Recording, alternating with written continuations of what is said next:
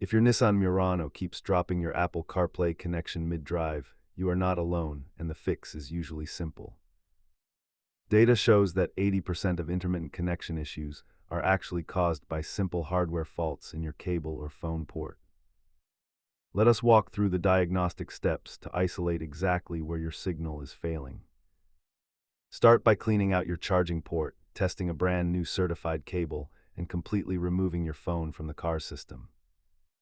Software conflicts are common, so verify that both your iPhone and your vehicle's infotainment system are running the latest firmware versions.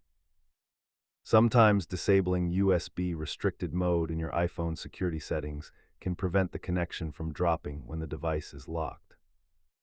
Most users resolve this at home, but if you have tried everything and the port feels loose, you may need a dealer hardware inspection.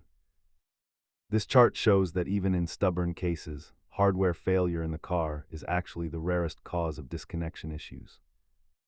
If you still have trouble, test a different iPhone to instantly determine if the fault lies with your specific handset or the car.